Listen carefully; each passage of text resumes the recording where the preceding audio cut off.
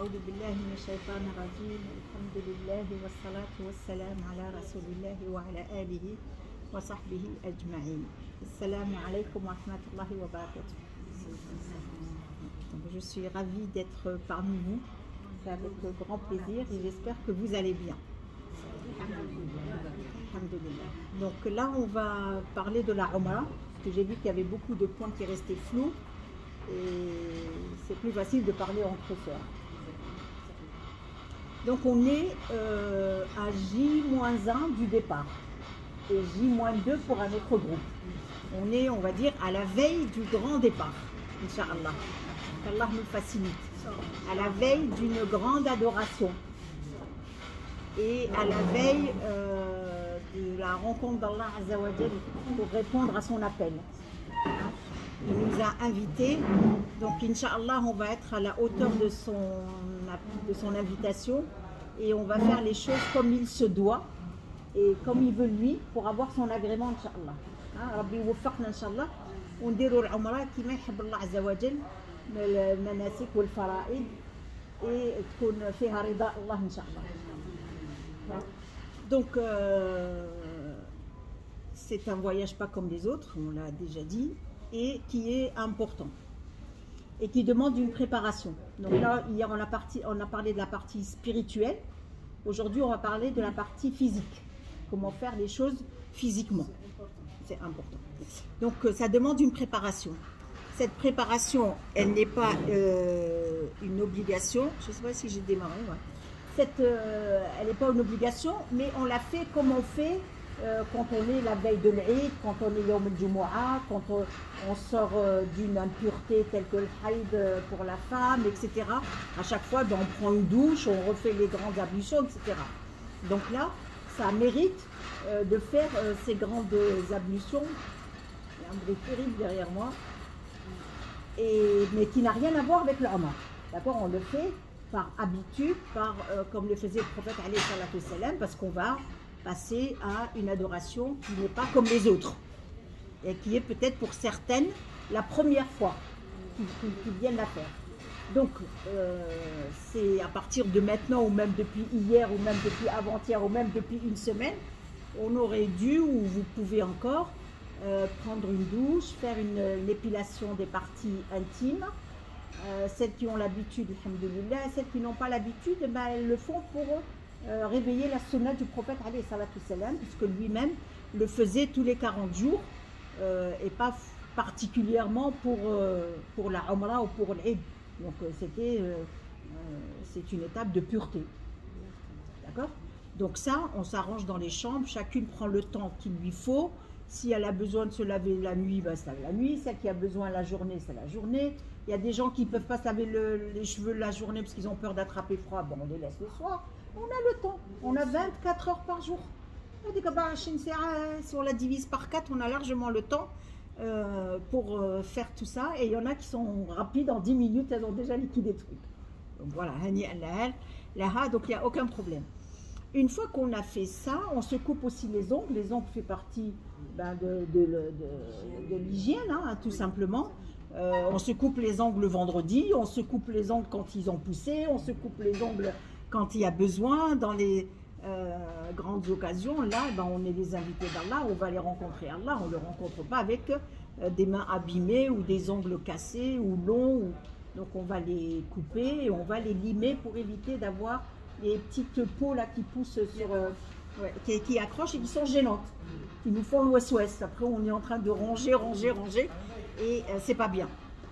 Donc, on a le temps de faire ça. On se coupe les ongles des pieds et on se coupe les ongles des mains. Hein, quand on fait les pieds, on fait les mains, ou quand on fait les mains, on fait les pieds. Généralement, d'accord? Et on utilise le shampoing, on utilise le savon, on utilise l'après-shampoing, on utilise les crèmes. On utilise Ergen, on utilise tout ce qu'il y a dans la valise en avant. Allez hop, une couche par-ci, une couche par-là. Il n'y a aucun problème. Tant que je suis là, je n'ai aucune interdiction. Je suis juste dans les préparations. Je suis en train de me préparer. Je n'ai rien commencé du tout. D'accord? Donc, ma vie continue normalement. Il n'y a rien qui change. Je fais ma prière normalement, je me mange normalement, tout normalement. C'est juste que je suis en train de me préparer pour un départ ou pour rentrer dans une adoration qui s'appelle l'Umrah. Donc jusque-là, je pense qu'on sait faire, on n'a pas de souci. Le seul souci qu'on rencontre avec les femmes, c'est que y a des petits accrochages parce que sors, ça fait 1 heure que tu es là, ça fait une demi-heure. Mais on la laisse. Si elle reste 2 heures, laissez-la 2 heures. On a le temps de s'organiser et de prendre le temps qu'il nous faut chacune. On n'est pas 20 dans la chambre quand même, hein, donc on est maximum 4. 4, on peut s'organiser avec un beau sourire, avec une belle parole, pour que les choses se passent bien et se passent au mieux. D'accord? Donc, on n'a pas fait d'intention, on n'a rien fait du tout. On a juste, c'est comme quand il y a bientôt l'heure de prière, je vais faire les ablutions, je me prépare. Mais je n'ai pas encore fait l'heure de la Maghrib. Mais je peux faire les ablutions maintenant. C'est pareil. Donc, je me prépare et j'attends le départ pour l'Umrah, Inch'Allah. Donc, on a le temps jusqu'à demain pour celles qui partent demain. On a le temps jusqu'à après-demain pour celles qui partent après-demain, Inch'Allah. Jusque-là, c'est clair. Une fois qu'on est prête, donc on range sa valise, tel que quand on est venu, si vous avez tout déballé, parce que des fois on ne se rappelle pas où on a mis les petites choses, et ben on déballe tout, on retourne tout. C'est le cas chaque jour. Voilà, c'est le cas chaque jour, qu'Allah nous facilite, et on remet l'ordre dans les valises, et on range les valises, et on prépare la tenue qu'on a choisie pour partir avec. Donc au niveau, au niveau de tenue, nous les femmes, alhamdoulilah, Allah nous a épargnés. C'est une ni'ma d'Allah Azzawajal, c'est une miséricorde. Il ne nous a pas imposé une tenue spéciale ou une couleur spéciale, ou sinon ce serait difficile. Ça peut être difficile si on devait mettre une couleur marron. J'ai pas de marron dans mon armoire, il faut aller chercher le marron, il faut chercher le 46 style, il faut chercher... Voilà, ça devient compliqué. Allah Azzawajal, il ne nous a pas du tout compliqué les choses. Donc on s'habille comme d'habitude, on ne change rien. Ce qui est conseillé, comme a dit tout à l'heure le guide, c'est de mettre des tenues qui sont amples, parce qu'on va vivre quand même mélangé, on fait un transport, on a un trajet qui est long mélangé aux hommes, on prend le bus, donc on lève les jambes, on fait des mouvements. C'est bien d'avoir, voilà, d'être habillé correctement pour être protégé de la chaussette jusqu'au foulard. Hein, maintenant, on sait faire quand même, hein, on est des femmes, on sait faire. Donc on prépare la tenue qu'on a choisie pour partir. Le trajet est long, il est en quart, donc pour ceux qui ont une mauvaise circulation du sang, il faut préparer les bandages, les bas de contention, le paracétamol, voilà, les doliprane, pour ne pas avoir des douleurs, pour ne pas avoir... Voilà, donc c'est long et c'est important d'arriver en bonne santé, parce que dès qu'on arrive, on fait la Umrah, Inch'Allah. Donc on a besoin de nos petites jambes. Il faut qu'elles soient en bon état. Inch'Allah, qu'Allah nous facilite. Je peux le demander, ils ont dit qu'on va habiter à l'hôtel, c'est 25 minutes. Ouais, on va arriver. Moi, je suis encore à Médine. Vous êtes déjà là-bas. Moi, je suis encore à Médine. Voilà, donc on prépare nos bagages, on prépare le sac qui monte avec nous dans le car, dans lequel on met les médicaments, on met nos documents, les papiers, surtout. C'est important, votre passeport, votre visa. On peut être contrôlé à tout moment. Il faut que ce soit dans votre sac à main, des mouchoirs, des masques, etc. Mais évitez les lingettes, les gels, tout ce qui est parfumé, parce que dans le cas, on va être en état d'ihram, il ne faut pas qu'on les utilise. Mais prenez une petite bouteille d'eau si vous avez besoin de vous rincer les mains. Il n'y a pas plus pur que l'eau. Il n'y a pas plus pur que l'eau. Donc prenez une petite bouteille avec vous si jamais vous avez besoin de vous rafraîchir le visage ou de vous rincer les mains ou autre. Et des petites serviettes si aussi a besoin, le trajet est long. Et pour celles qui partent demain, donc les bagages, il faut qu'ils soient faits avant d'aller faire Salat al-Fajr. Et on doit les descendre à l'accueil avant Salat al-Fajr. C'est normal, donc on est dans un bel hôtel, il y a... d'habitude on les laisse devant la porte de la chambre et on vient les chercher, mais sauf qu'on est le mois de Ramadan, les horaires du personnel changent, donc ils ne travaillent plus en horaire normal habituel, et s'ils commencent à 8 h, c'est trop tard pour nous, on ne va pas attendre aux 8 h qu'ils arrivent, donc on les descend nous-mêmes. Donc là il faut s'arranger, c'est surtout au niveau des ascenseurs. Voilà, c'est surtout les ascenseurs, mais il y a pas mal d'ascenseurs. On peut changer d'ascenseur, aller dans les ascenseurs qui sont derrière. Des fois, ça roule, ça vient plus vite que d'autres. On les descend, on descend que les gros bagages et on laisse les petites valises ou bien le petit sac qui monte avec nous dans le car, on le laisse dans la chambre. D'accord? Et vous allez faire votre fajr, la prière. Quand vous revenez, quand on revient de fajr, donc on revient assez tôt, vous montez dans vos chambres. Celles qui veulent refaire ces ablutions, elles ont le temps de faire. Celles qui n'ont pas apporté la tenue qu'elles voulaient porter pour le voyage, elles peuvent la porter. Et à 7 heures, il faut être en bas. Ça veut dire qu'on peut descendre quand même un quart d'heure avant pour être sûr de ne pas être en retard. Quand on est dans un groupe, on est récompensé quand on facilite la tâche au groupe. Quand on arrive en retard, vous imaginez, on est 90 personnes, une personne retarde 90. C'est un péché ça. C'est un péché parce que les 90, ils vont s'énerver, ils vont pas comprendre pourquoi ils sont à l'heure et on part pas. Et tout ça, c'est sur le dos de la personne qui a mis tout le monde en retard. Donc nous, on n'est pas là pour ça. On prend nos précautions, on arrive. On nous a donné 7 heures, nous on est là à 7 heures moins le quart. On est là, on vérifie si nos bagages sont bien là. On descend le petit bagage, on descend le sac à main et on attend qu'on nous dise les cars sont arrivés. Dès que les cars sont arrivés, eh ben, on monte dans le car. Il n'y a pas plus simple. D'accord? On monte dans le car et Inch'Allah, jusque-là, on n'est pas du tout en état d'ihram. D'accord? Donc, on a vu que l'Umrah, il y a 3 piliers. Par rapport au Hajj, il y a 4. Le premier, c'est l'ihram. Le deuxième, c'est tawaf. Le troisième, c'est sa'i. L'ihram ne veut pas dire porter l'état d'ihram, la tenue d'ihram, parce que nous, on ne porte pas. Nous, on est habillés comme d'habitude. Donc, l'ihram veut dire rentrer en état de sacralisation. Ça veut dire faire l'intention et commencer la talbiya. Donc, à l'hôtel, on ne fait rien de tout ça. À l'hôtel, on ne fait rien de tout ça.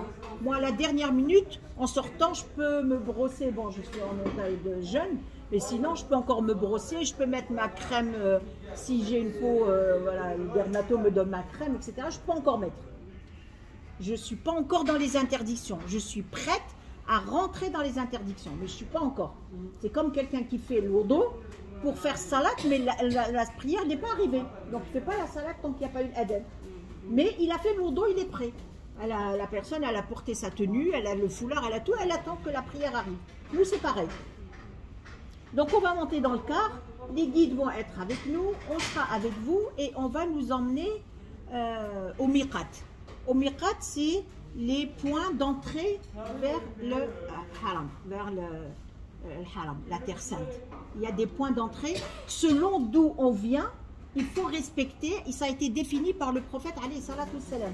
Donc nous, on ne fait pas comme on veut, on fait comme a dit Allah et Rasulallah sallallahu alayhi wa sallam.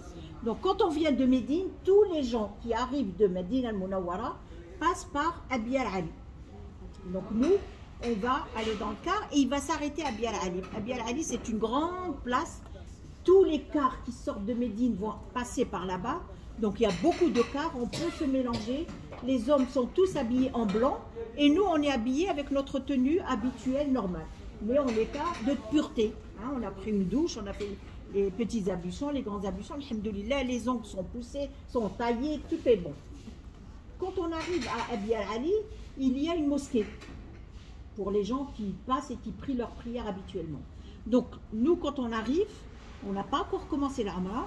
Vu qu'il y a une mosquée, ben, on a la récompense de la mosquée, donc on va rentrer dans la mosquée, on va faire 2 unités, ça n'a rien à voir avec l'Umrah, c'est pour la mosquée. On rentre dans la mosquée, on fait 2 unités de prière. La première unité, on lit Surat al-Fatiha wa Qul ya ayyuha al-kafirun pour celles qui connaissent. Celle qui ne connaît pas, elle lit ma tayassara min al-Qur'an, ce qu'elle connaît. Et la deuxième rak'a, on lit le Fatiha et on lit Qul huwallahu ahad, Surat al-Ikhlas. D'accord? La deuxième. Quand on finit, on sort, on n'est pas encore en état d'ihram. Les femmes, vous êtes avec moi, vous me suivez. Les hommes, ils sont avec les guides hommes, ils les suivent. Et on revient au car. Parce que le prophète, alayhi salatu salam, il a fait son intention quand il est monté sur sa monture. Nous, notre monture, c'est le car. D'accord? Donc, on ne fait rien. Sallu ala Rasulullah sallallahu alayhi wa sallam, bien sûr. On fait dhikr, on marche, on est apaisé, on remonte dans le car, chacun reprend sa place. Et là, donc le car, quand il est plein, eh ben, il va démarrer. Généralement, ils n'éteignent même pas les moteurs ici, ça ronfle tout le temps. Voilà, donc c'est comme si que le car était en démarrage. Et on fait l'intention. Une fois monté dans le car, les guides seront avec nous, je serai avec vous. On va vérifier tout ça. Et la formule est Labbaik Allahumma bi'amr. On sera avec vous, on vous le dira. D'accord? Donc là, j'ai fait l'intention de faire une Umrah pour moi. Je n'ai pas besoin de dire Raouda parce que je parle de moi.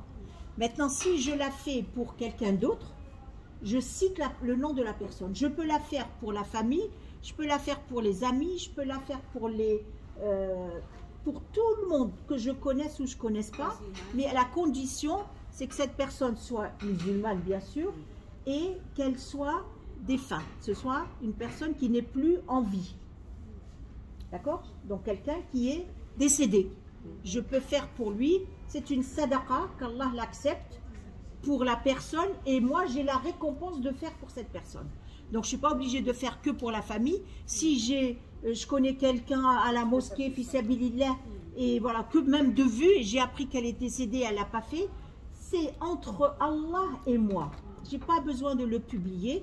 Je fais l'intention pour elle, et parce que cette personne, ben voilà, j'avais une relation, je la sentais pieuse, je la sentais bien, elle m'apaisait, etc. Je veux lui faire une sadaqa, une aumône. Inch'Allah, d'accord? Sinon, je ne cite pas de prénom. Et après, on commence la talbiya qui veut dire, Ya Allah, tu m'as invité, je réponds à ton appel. Je réponds à ton invitation. Je suis là pour répondre à ton invitation. Donc, c'est très personnel. Il y a beaucoup d'émotions. Il y a des gens qui vont faire tomber la larme. Il y a des gens qui vont se sentir humbles, se sentir petits, dire Ya Allah, tu m'as invité alors que moi je suis un être faible, moi je suis fauteuse, moi j'ai des défauts, moi, et tu me mets à cette hauteur-là. Donc à ce moment-là, je sens que Allah m'a monté de degré. Il m'a mis à un statut qui pour moi, est-ce que je le mérite quoi? Moi je suis une personne faible, mais Allah s'il m'a ramené, c'est qu'il m'aime, c'est qu'il m'a choisi, c'est qu'il me veut du bien. Maintenant c'est à moi de répondre et être à la hauteur de ce bien. Allah, il nous invite, mais il ne va pas faire à notre place. Maintenant, c'est à moi de faire. L'amal, c'est moi. L'œuvre, c'est moi. Lui, il m'a ramené, il m'a donné les moyens, il m'a donné la santé. L'agence, elle a fait ce qu'elle avait à faire, c'était la logistique, elle a pris l'hôtel. J'ai trouvé l'hôtel que j'ai payé, le lit, les chambres. Celles qui ont payé la restauration, elles ont trouvé l'iftar, tout ce qu'il fallait. Maintenant, c'est à moi de travailler. Chacun a fini. Maintenant, c'est moi qui dois bosser. C'est moi qui dois être à la hauteur de cette invitation et c'est moi qui dois valider cette adoration. Donc, il faut que je rentre, quand je rentre dans cette adoration, je n'ai pas besoin de prendre le téléphone. Allô, salam alaikum, ça y est, regardez, ça y est, on est rentré, ça y est. Non, prenons le temps. Prenons le temps de rentrer en connexion avec Allah. Ce que je vous dis, vous allez le voir, c'est la vérité. C'est spirituel. C'est une relation avec Allah. Prenons le temps de l'apprendre. Déjà, on ne l'apprend pas quand on prie, on ne l'apprend pas quand on jeûne, on ne l'apprend pas quand on fait plein de choses. Là, il faut l'apprendre. Je suis loin de chez moi, il me ramène ici pour que chez moi, je ne me rappelle pas. Quand je suis chez moi, ben, je me rappelle qu'il faut faire à manger, je me rappelle qu'il faut faire le ceci. Là, je suis loin de tout ça, donc je n'ai pas de repère. Je suis loin. Je prends le temps de rentrer en connexion avec Allah Azza wa Jal. Je prends le temps de lui dire, Allah, tu m'as invité, je suis venu, je suis là, mais aide-moi, facilite-moi, guide-moi, pardonne-moi. Il exauce. Allah yastajab ad-du'a. Donc profitons de ces moments-là pour faire beaucoup de dua et sentir dans son cœur la présence d'Allah. C'est une connexion. C'est pas un papier que j'écris. C'est pas un papier que je remplis, c'est une connexion. J'ai rempli un contrat avec l'agence parce que j'ai payé, mais avec Allah, j'ai pas le contrat. Mon contrat, c'est ma relation, c'est mon état du cœur et comment je vais lui parler. Je lui parle avec mon cœur, mais je ne lui parle pas avec la bouche. Des fois, on dit beaucoup de choses avec la bouche, mais tant que ça ne vient pas du cœur, Regarde, il y a beaucoup de gens qui disent, ouais, mais je lis le Coran, j'apprends, mais j'apprends pas. Mais tu lis avec ton cœur ou avec ta bouche? Si on apprend avec la bouche, tout ce qui vient de la bouche s'évapore et ça sort. Mais si on apprend avec le cœur, ça veut dire, je veux comprendre, je veux vivre avec, je veux méditer, je veux le transmettre. Donc forcément, j'ai fait de la place et je vis avec cette parole. Et cette parole, si je vis avec, je ne peux pas l'oublier. Je ne peux pas l'oublier parce qu'elle fait partie de ma vie. Donc elle va rester. Mais si je fais une adoration juste avec la bouche, donc la bouche, voilà, ça s'évapore très vite. C'est une partie extérieure de mon corps. La bouche, elle n'est pas à l'intérieur de moi-même. Donc faisons la Umrah avec le cœur, avec une connexion, avec une adoration, avec une demande de pardon, avec une acceptation, Inch'Allah. Nous, on est là pour une acceptation, on n'est pas là pour faire. Alhamdulillah, on est là pour une acceptation. Voilà. Donc, c'est une chance qu'on a, c'est comme un examen, il faut le valider. Il faut le valider. Donc, il faut éviter al-larou. Al-larou, c'est la parole inutile. C'est, ah, c'est bien ce que tu as mis. Ah, elle est venue, l'autre, ben, je ne l'ai pas vue ce matin. Elle est partie. On s'en fout. On s'en fout. On s'en fout. Je ne suis pas là pour surveiller, je sais pas, le 12, hein, pour suivre le cheminement de chacune. Je suis là pour moi, nefsi. Donc, si je parle, c'est pour invoquer Allah, c'est pour faire dua, c'est pour lire le Coran, c'est pour faire la talbiya ou tout simplement me taire et dormir, me reposer. Ça aussi, c'est une adoration. Se taire dans un état de connexion, c'est une adoration. Mais tout ce qui se passe autour, c'est pas mon affaire. On s'en fout.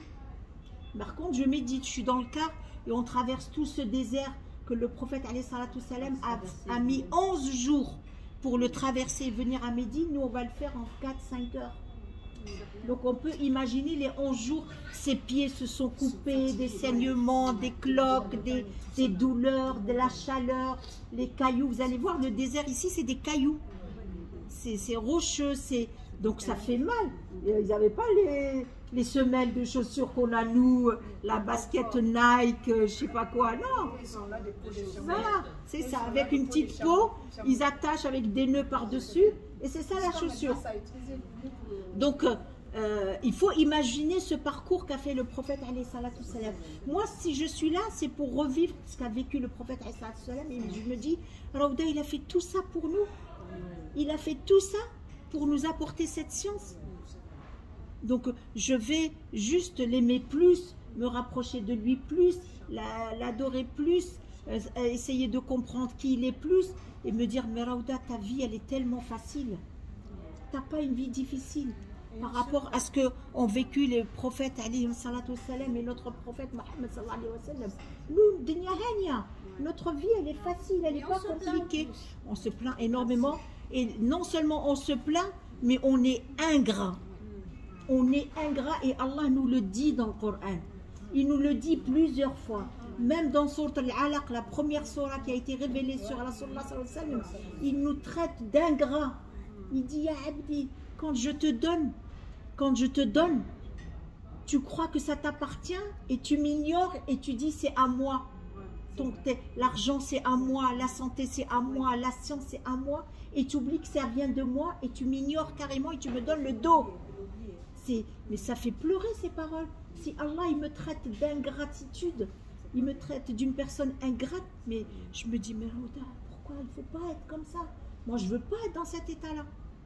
Donc cette Umrah, elle m'apprend, elle me réveille, me dit, mais Raouda, d'habitude tu crois que ça t'appartient, mais en fait il n'y a rien qui t'appartient.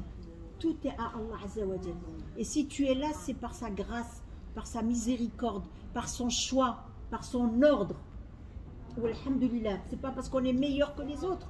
Il nous donne une chance de effacer nos péchés pour mieux le rencontrer. Parce que lui, il veut que le jour où on va le rencontrer, on soit dans le meilleur état. Parce que lui, il veut que ce paradis qu'il a créé, que ce soit pour nous, qu'on se régale. Donc, travaillons pour ce paradis. Travaillons pour ce paradis. Ce paradis, il existe déjà. Il nous attend. Inch'Allah, on fera partie des gens qui vont être au paradis. Cette Umrah, ça va être une des causes qui va nous aider à rentrer au paradis. Donc, je vais œuvrer pleinement pour cette Umrah, Inch'Allah. Donc, une fois que j'ai fait l'intention et j'ai commencé à faire la Talbiya, je suis rentrée. Là, je suis dans l'Umrah. Ça veut dire que je suis rentrée dans des interdictions. C'est comme dans la prière quand je dis Allahu Akbar, takbirat al-ihram. À partir de ce moment-là, je n'ai pas le droit de parler, je n'ai pas le droit de boire, je n'ai pas le droit de manger, je n'ai pas le droit de tourner la tête, je n'ai pas le droit de faire beaucoup de choses. Je suis dans la prière. Donc là, j'ai plus le droit de me couper les ongles, j'ai plus le droit d'utiliser le savon, j'ai plus le droit d'utiliser des gants, j'ai plus le droit d'utiliser le sitar, le niqab, pour celles qui le portent, nous dans le groupe, on n'en a pas ici.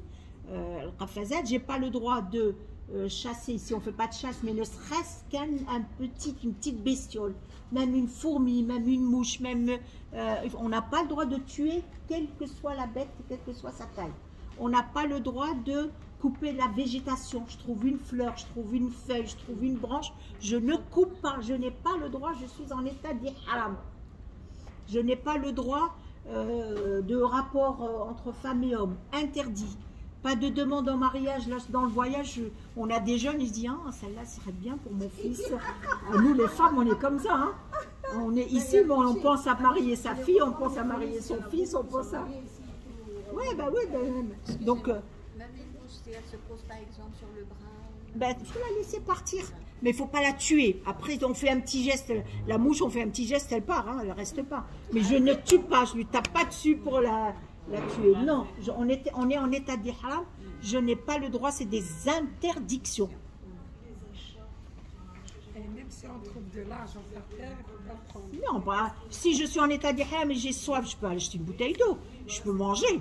Ah oui, en état d'ihram, quand on est au Hajj et qu'on a 3 jours, ben, heureusement qu'on peut manger. On peut dépenser son argent, il n'y a aucun souci pour ça.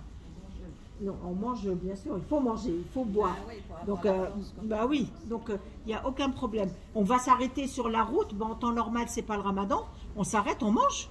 Et on mange bien. Hein. Quand on s'arrête dans les aires de repos.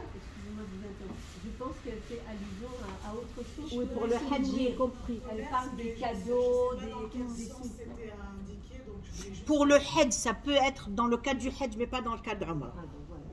Dans le cadre du Hajj, quand on a fait Tawaf el-Wada, on doit quitter direct et on ne doit pas rester pour faire des courses et des achats, etc.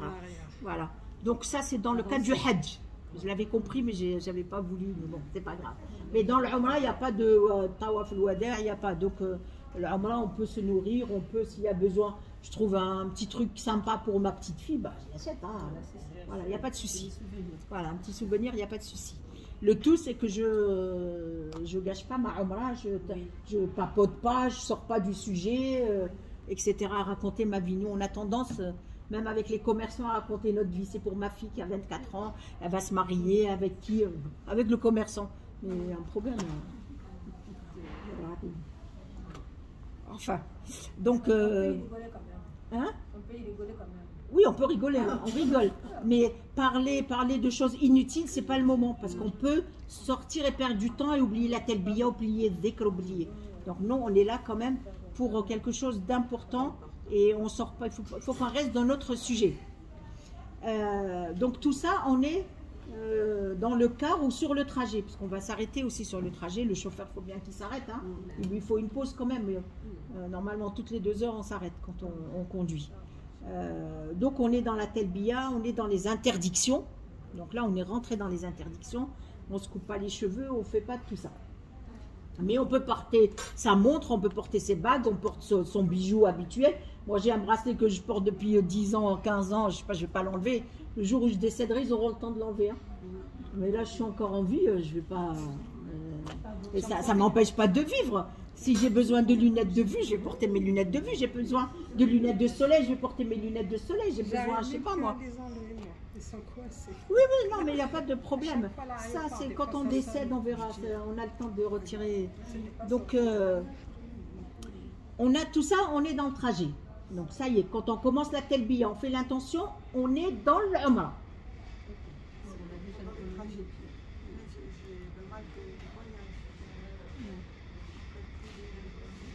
Ben oui, si vous avez un traitement ou bien aller à la pharmacie. Bien sûr. Mais celles qui ont des traitements, vous prenez vos traitements. Celles qui ont des maladies chroniques qui ne peuvent pas jeûner, ben, il ne faut pas jeûner. Celle qui ne peut pas jeûner pendant le voyage parce qu'elle a des nausées, elle a des trucs. Ben, mangez, on est autorisé. Utilisez les bonus. On a des cartes de bonus, il faut les utiliser. Moi, j'ai la santé, mais je ne peux pas voyager. Ou bien, je veux manger pour être bien, je ne peux pas être dans un état endormi avec une migraine. Ben, je mange. Et après, je le rends. Il est où le problème? C'est moi le médecin de moi-même. Moi, je connais mes capacités. Et après, comme je dirais, c'est tout. Mais celle qui a des maladies chroniques, elle ne peut pas jeûner, s'il vous plaît.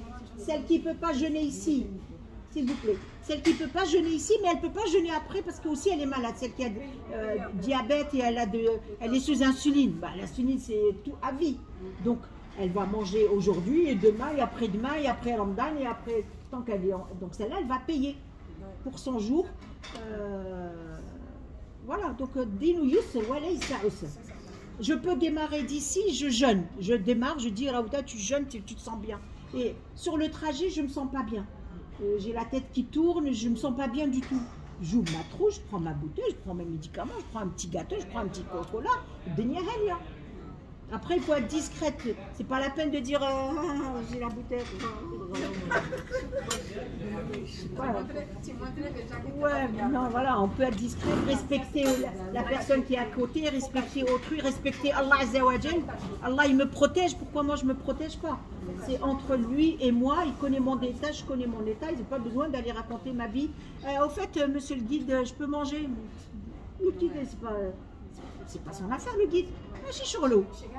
C'est pas son problème, le guide. Le guide, il te ramène le bus, il t'emmène à l'hôtel, il te donne ta clé de chambre, il te donne et c'est bon. Hein. Donc, soyons adultes, soyons mûrs, soyons matures, soyons. Par exemple, en allant faisant la prière et on arrive dans la mer, est-ce que nous, on a des affaires, on les dépose? Je ne suis pas encore arrivée, moi je suis encore dans le car. Ah oui, ça va. Voilà. Moi je suis encore dans le car et je ne suis pas encore arrivée à Mecca. Donc, dans le car, on fait la telbiya, on fait tesbih, on dort un peu, on prend des photos, on regarde, on va pas faire 400 km à faire que de la telbiya, c'est difficile.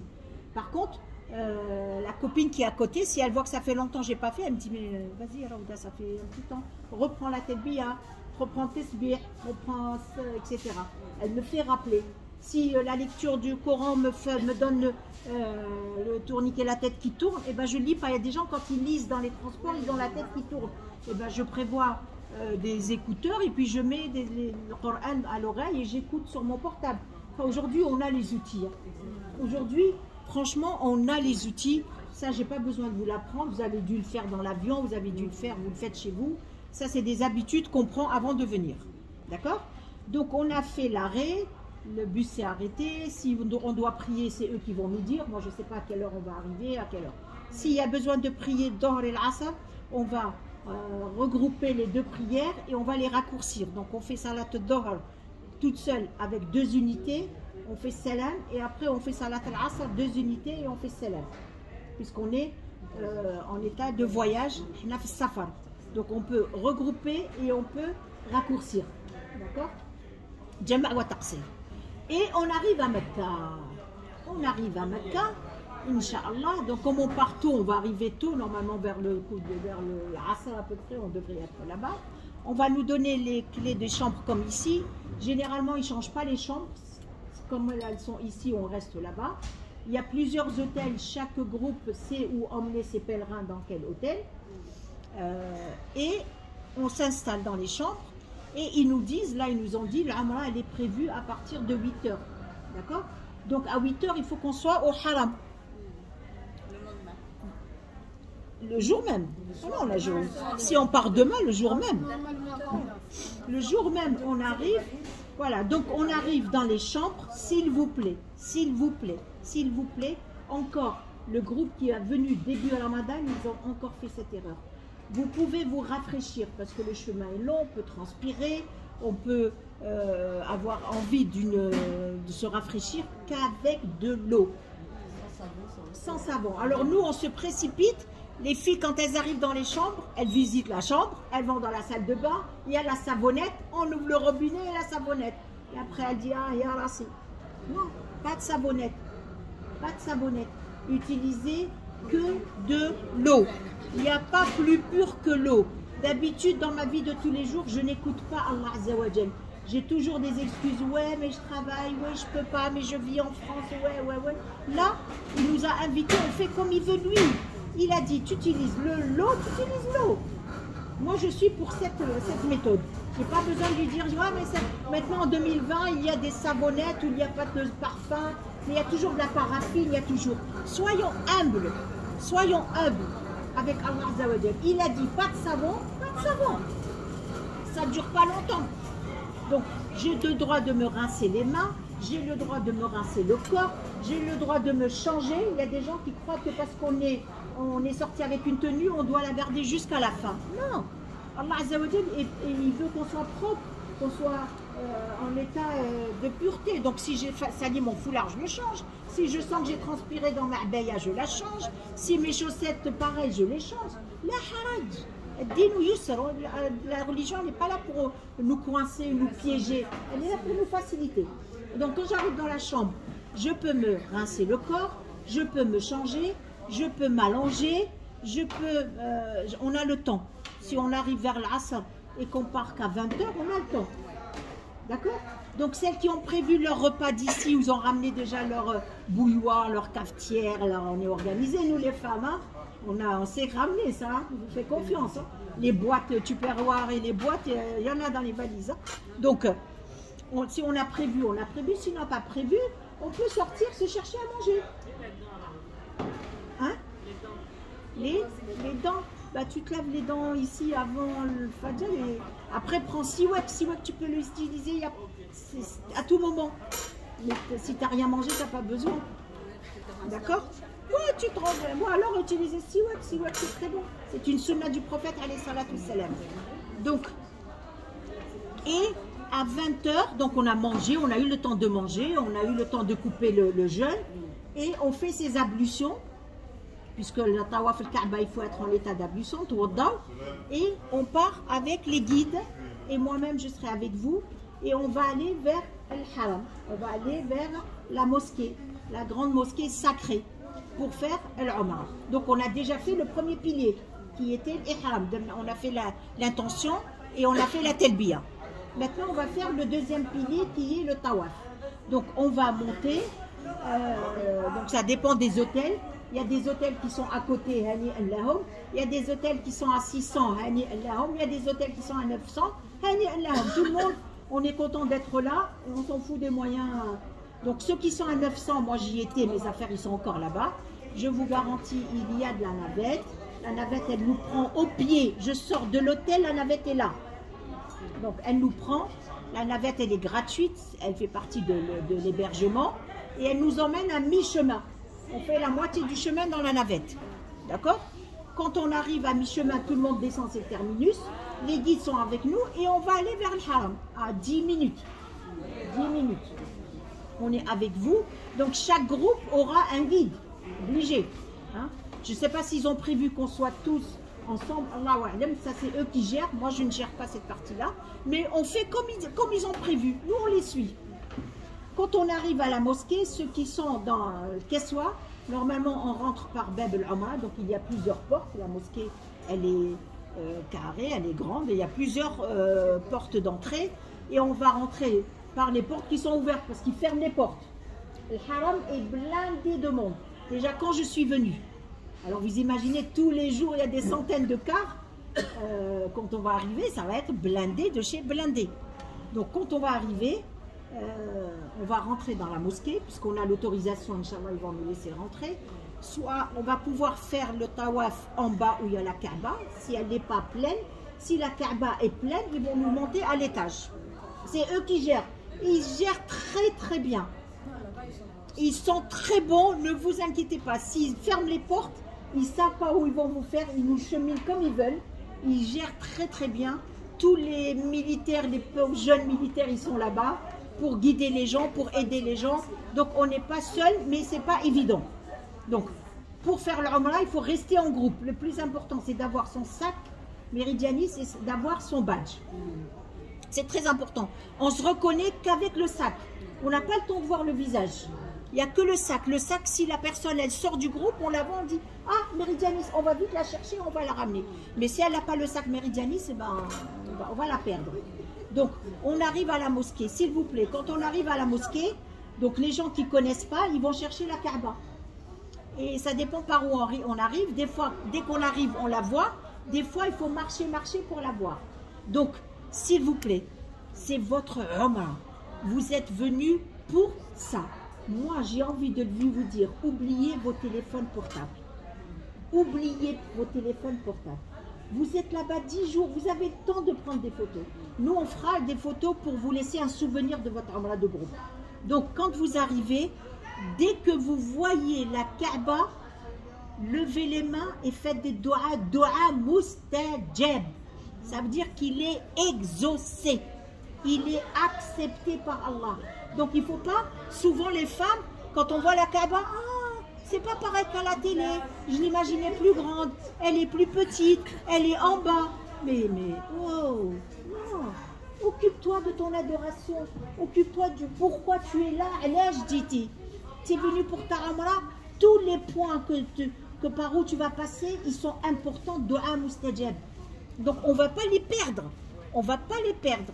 Donc quand on arrive, on lève les mains, on voit la Kaaba, on est heureux, on se dit Alhamdulillah, Alhamdulillah, Alhamdulillah pour cette ni'ma. On est arrivé, Inch'Allah qu'Allah nous facilite, on arrive. Et après il y a le guide qui est là, il y a un do'a qu'il faut faire. Soit vous avez vos livres, celles qui savent lire, elles vont lire sur le livre. Celles qui ont préparé, des gens qui ramènent des cahiers, ils ont préparé, ils sortent leurs cahiers. Il y a des gens qui connaissent, ils ont appris, ils récitent. Ceux qui ne connaissent pas, le guide va le faire et vous répétez après lui. D'accord? Donc il est là, il va répéter, vous faites avec lui et on va descendre. Donc on suppose, Inch'Allah, on va descendre en bas, à l'esplanade d'en bas où il y a la Kaaba. Et donc ça c'est la Kaaba, elle a 4 angles. Donc là c'est plutôt rond, hein? Il n'y a pas d'angle. Voilà, je vais prendre un mouchoir. Voilà, ça c'est ma Kaaba. Et elle a 4 angles. 1, 2, 3, 4. Vous voyez bien dans les mouchoirs, il y a 2 côtés qui sont brodés. Et il y a 2 côtés qui ne sont pas brodés. Hein, sur les serviettes. C'est un hasard et vous allez remarquer que donc il va y avoir 4 angles. Il va y avoir l'angle le plus important, c'est l'angle où il y a la pierre noire, qu'on appelle pierre noire. Cette pierre-là, elle vient du paradis. Elle vient du paradis. Et demain, elle témoigne. Cette pierre témoigne, elle va parler. Donc le prophète, alayhi salatu salam, c'est la seule pierre qu'il a embrassée. La seule pierre qu'il a embrassée. Si on peut l'embrasser, on l'embrasse. Mais là, c'est même pas la peine puisqu'on ne s'approche pas. On ne peut pas. Si on ne peut pas l'embrasser, il y avait la possibilité avant de la toucher. Après toucher, embrasser sa main, c'est comme si que en fait je l'avais embrassée, plus maintenant. Donc ces 2 choses-là, on les élimine. Il n'y a plus. Mais on peut aussi la saluer en levant la main. Donc la Kaaba, elle est là, elle est toujours sur mon côté gauche. Elle n'est jamais sur mon côté droit. Moi, je suis là et la Kaaba est là. Donc, si j'arrive par ici, je ne vais pas commencer le tawaf. J'avance jusqu'à j'arrive à la pierre noire. En face de la pierre noire, il y a une lumière verte pour que les gens puissent la voir de partout. Elle est en hauteur. D'accord? Donc, s'il y a beaucoup de monde, vous ne pourrez pas voir la Kaaba, la pierre noire, mais la lumière verte, elle est visible. Et elle est juste en face. Nous, on est avec vous. Quand on arrive à la pierre noire, on va commencer le 2e pilier, qui est le tawaf. Regardez la Kaaba, c'est une adoration. Je ne vais pas commencer en regardant le ciel, en regardant la lumière. On suppose que c'est ça la lumière verte. Non, je la regarde.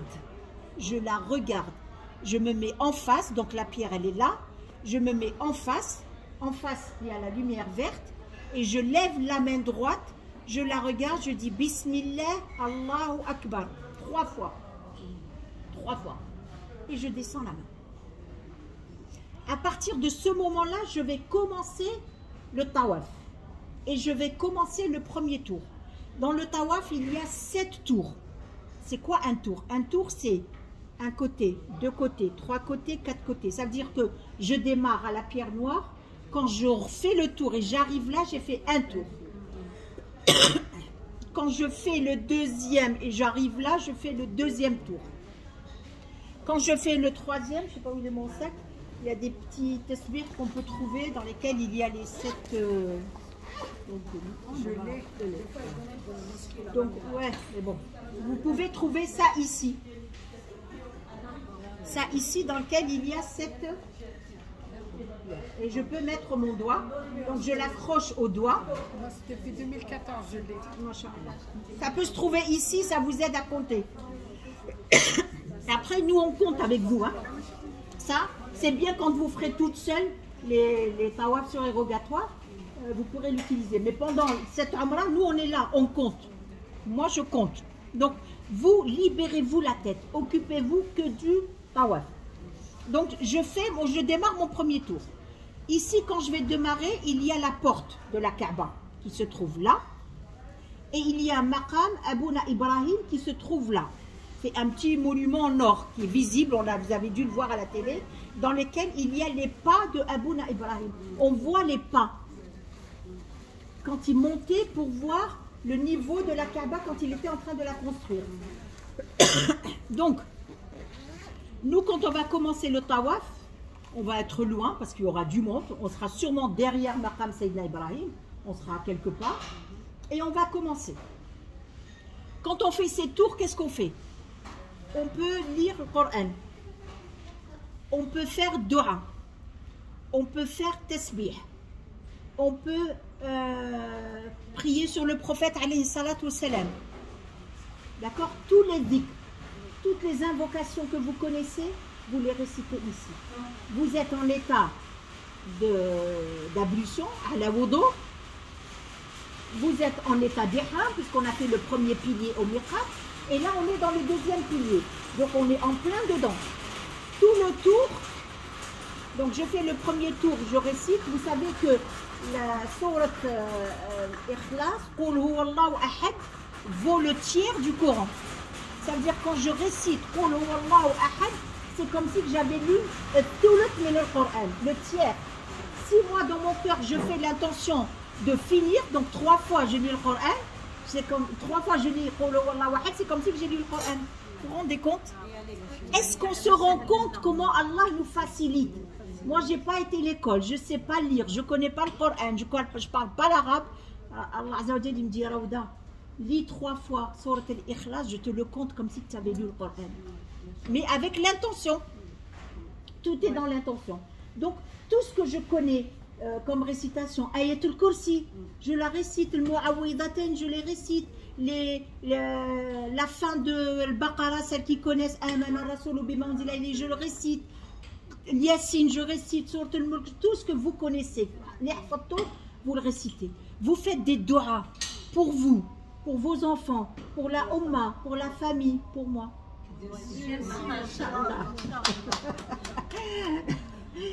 Pour moi, on ne s'oublie pas dans les doigts. On se fait mutuellement. Non, c'est le téléphone.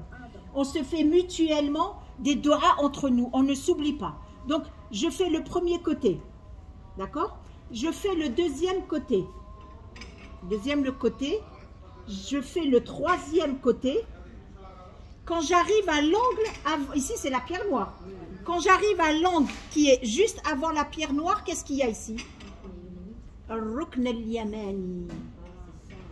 Il est là. Il est là.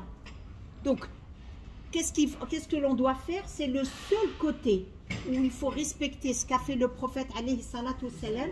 C'est que sur ce côté-là, il disait Dua Rabbana Atina في الدنيا حسنة وفي الآخرة حسنة وقنا عذاب النار وادخلنا الجنة مع الأبرار يا عزيز يا غفار.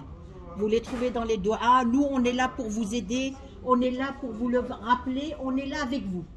Donc, à chaque fois qu'on arrive Rukn al-Yamani, on répète ce doigt, on répète jusqu'à ce qu'on arrive à la pierre noire. Là, j'ai fini un tour.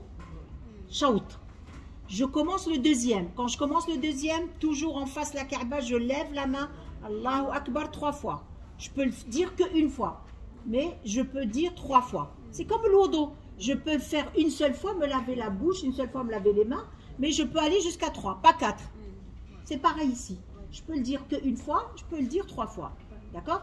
Donc, je la regarde, j'essaye d'être bien en face, et je dis Allahu Akbar en levant la main, et je commence le deuxième tour. Je fais la même chose que le premier, et surtout dua, je dis et je sors ce que j'ai dans mon cœur. Il y a des gens qui aiment bien répéter ce que disent les autres, mais l'autre, il ne sait pas ce que j'ai dans mon cœur.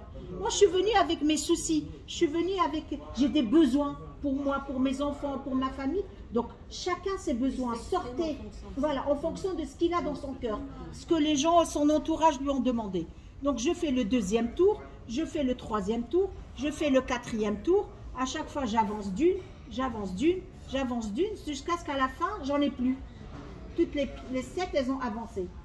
D'accord? Donc là, je finis au point où j'ai commencé. Alors là, moi, ma logique, là, il y a Irtilef, il y a des gens qui disent, quand on arrive, on a fini le 7e, on sort direct sans lever la main, puisqu'on lève la main pour commencer le début. Il y en a qui disent, non, on peut aussi lever la main. Moi, je suis pour celle qui, quand elle finit, elle trace direct, puisqu'elle lève la main pour commencer, pas pour finir. D'accord? Donc, quand on arrive ici, on fait attention au guide, parce que le guide, il va commencer à prendre la sortie, donc aller dans un sens oblique, vers la sortie. Donc, on essaye de suivre. Nous, généralement, on prend les sacs, on les soulève et on les porte pour que tout le monde voit. D'accord? Donc, on est là, on soulève le sac comme on peut pour que vous voyez le groupe où il est, pour que vous nous voyez. D'accord? On prend la sortie. Là, c'est difficile, il y a du monde, on va aller tout doucement. On n'est pas pressé. On n'est pas pressé. On n'a pas de temps, on n'a rien à faire. On sort tout doucement pour aller faire les 2 unités derrière Maqam Sayyidina Ibrahim al-Khalil. Mais des fois, on n'a pas la place pour faire derrière. Donc, peu importe si je ne suis pas derrière, mais je suis derrière la Kaaba. Même si je suis à 200, 300 mètres, il n'y a pas de souci. L'essentiel, c'est que je suis derrière. D'accord? On fait les 2 unités. Nous, les femmes, on ne prie pas derrière, devant les hommes. Notre prière n'est pas acceptée. Elle annule même la prière des hommes. On prie derrière les hommes. Donc, vous venez avec moi. On va se trouver une place où il n'y a que des femmes. On fait les 2 unités. Les hommes vont prier ensemble. Eux, ils n'ont pas de problème. Ils prient parmi les hommes. Et on s'entend entre nous, on s'arrange et on se retrouve. Quand on se retrouve, on va aller vers un point d'eau où il y a Zemzem. Donc, c'est la 3e étape. Une fois qu'on a fait les 2 unités, on boit Zemzem, on boit jusqu'à on a l'impression que ça arrive aux côtes. Et on fait le dua. C'est quoi le dua? Allahumma inni as'aluka ilman nafi'an wa rizqan wasi'an wa 'amalan mutaqabbalan wa shifaan min kulli da'. Donc da, c'est la guérison de tous les maux. M-A-U-X. Les maladies, les sihr, les djinns, tout. Voilà. Ça guérit tout. Et le dua aussi les vôtres. Faites des dua pour vous. Donc, vous prenez la première gorgée, la deuxième gorgée et la 3e gorgée. D'accord? Et vous buvez. Si vous avez mal à la tête, prenez un peu d'eau, vous le passez sur la tête. Vous avez mal au bras, pesez. Vous avez mal aux jambes, lima shuriba ilay. Donc, si vous avez l'intention de boire cette eau pour une guérison, utilisez-la cette eau. D'accord? Il fait chaud, on le verse sur nous, ça sèche très vite, on ne va pas attraper ni la grippe ni l'angine, ne vous inquiétez pas. Une fois qu'on a bu, on a fini, on va se diriger vers Sa'i pour faire le 3e et dernier pilier. Donc là, les guides sont avec nous, la Kaaba, on la laisse derrière nous, et on va aller vers As-Safa ou Al-Marwa. As-Safa ou Al-Marwa, c'est 2 monts. C'est l'histoire de Hajar alayhi salam, quand Abouna Ibrahim, il l'a laissé avec l'ordre d'Allah dans le désert, quand Sarah n'a pas supporté de voir Hajar offrir un bébé à son mari, alors qu'elle l'aimait, ils étaient dans une belle relation d'amour, elle n'a pas supporté. Voilà, nous les femmes, on a cette tâche de jalousie, on l'a récupérée de notre mère Sarah, donc alhamdulillah. Donc nous, on va aller vers Safa ou Marwa. On commence par Safa, puisqu'Allah Azza wa Jal, dans le verset, il commence par Safa. Dans Sourate Al-Baqarah, il dit Inna Safa wal Marwata min sha'airillah. Faman hajja al-bayta aw i'tamara, fala junaha alayhi an yattawafa bihima. Wa man tatawwa'a khayran fa inna Allaha shakirun alim. Donc on va aller vers Safa, donc c'est un petit mot, hein, ça monte un petit peu. On se met en face de Kaaba. Donc la Kaaba elle est là, on se met en face et on fait dua. On va faire dua avec le guide pour celles qui ne connaissent pas. Allahu Akbar, Allahu Akbar, Allahu Akbar, etc. Celles qui connaissent, elles peuvent le faire et vous faites des doigts pour vous. Important, mustajab. D'accord? Et après, donc là c'est Safa et là c'est le Marwa. Et on doit le faire 7 fois. Donc quand je suis dans Safa, je me mets en face à Kaaba, je fais le dua et je démarre. Je vais aller vers el Marwa. Entre Safa et le Marwa, c'est un tour. Marwa, Safa 2 tours. Safa, Marwa 3 tours. Marwa, Safa 4 tours. Safa, Marwa 5. Marwa, Safa 6. Safa, Marwa 7. Donc je commence par Safa et je finis par le Marwa. Puisque c'est un nombre impair. C'est un nombre 7. Entre les Safa et le Marwa, il y a une lumière verte en hauteur. Vous allez la voir. C'est pas pour nous. Elle se trouve au milieu du trajet. C'est pour les hommes pour qu'ils fassent la harwala. Ils vont courir sur place sans courir. Comme a fait Hajar alayhi salam. Hajar alayhi salam, quand elle cherchait pour nourrir son bébé, elle montait sur Safa, elle voyait s'il y avait personne. Après, elle descendait avec un petit pas pressé pour aller vers le Marwa et elle essayait de voir si elle pouvait trouver à manger à son bébé. Donc, alhamdoulilah, nous on est épargnés, nous on ne fait pas ça. C'est les hommes qui vont le faire. Entre les deux lumières, ils vont faire la harwala. Donc ils vont courir sur place. Nous, on continue à marcher doucement. On fait dua comme on a fait dans Safa. Tawaf. On fait dua, on lit le Coran. Des fois, on a des guides qui font des dua. Des fois, c'est vous qui faites. Mais surtout, invoquer Allah. Quand on est dans Safa et le Marwa, donc le Sa'i, le 3e pilier, on peut perdre les ablutions, c'est autorisé. Si j'ai plus les ablutions, les lodos, j'ai pas besoin de les refaire. Dans Safa et Marwa, c'est autorisé. Je peux continuer même si j'ai plus mes ablutions. Alhamdulillah. Allah est généreux, Allah est miséricorde avec nous. D'accord? Donc on va faire 7 fois Safa, Marwa, Marwa, Safa, Safa, Marwa, Marwa, Safa, Safa, Marwa, 7 fois.